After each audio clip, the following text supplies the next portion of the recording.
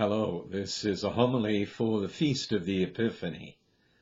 The word Epiphany means revelation. So many things are happening with the birth of Christ that the church has separated out the different parts of the experience, made them feasts so that we are able to be directly impacted by each aspect in turn. And that is why we spend essentially the whole year celebrating different events in Jesus' life. The hope is that we will take these into ourselves, because if we take truth into ourselves, we are taking the Word of God into ourselves, and we will be transformed by it. So we have these readings. We have, first of all, a little piece of the book of Isaiah. Rise in splendor, Jerusalem, your light has come. The glory of the Lord shines upon you. What's so powerful here is that this happens in a world that God explains is a world where darkness covers the earth and thick clouds cover the peoples. This is not just bad weather at night.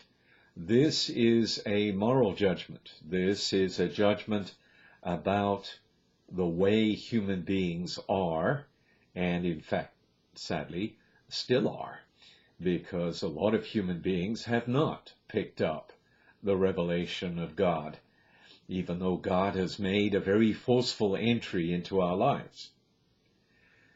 Upon you, this is the faithful ones now, the Lord shines. Over you appears his glory. So we are having these series of visual metaphors, if you like, that show us what the Epiphany really is. And God says, raise your eyes and look about.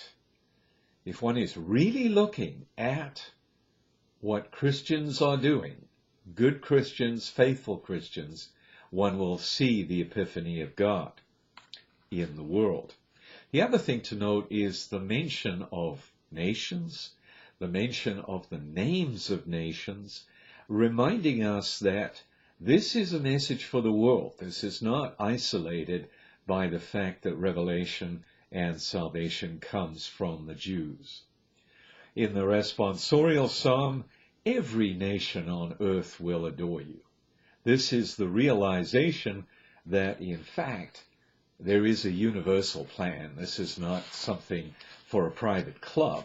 This is a universal plan so that among all human beings, second verse, justice shall flower in his days and profound peace until the moon be no more. May he rule from sea to sea. Again, the geographic reference. In the letter to the Ephesians, Paul says, you've heard of the stewardship of grace that I have been given. That's Paul has been given. It wasn't made known, he says, to other nations and to other generations. Now it has been revealed to his holy prophets and apostles and prophets by the Spirit, that the Gentiles are co-heirs. This is a massive issue that we can't even get into in a short homily. But we are being told that as much as God is giving salvation first to the Jewish people, it is for all. The Gentiles obviously being the non-Jewish. Again, we have a visual reference in the antiphon. We saw his star at its rising. Here you have a geographic, if you like, or a lunar, a physical manifestation of some light, and the light is something we are seeing, and our response in faith is, come and do him homage.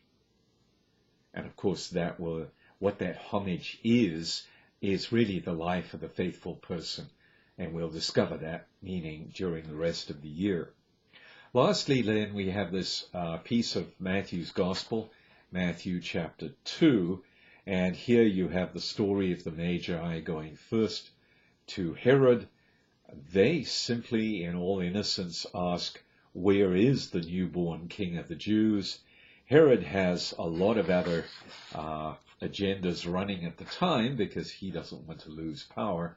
But basically, they are the ones, the Magi are the ones following the star, and they saw, entering the house, they saw the child with Mary, his mother.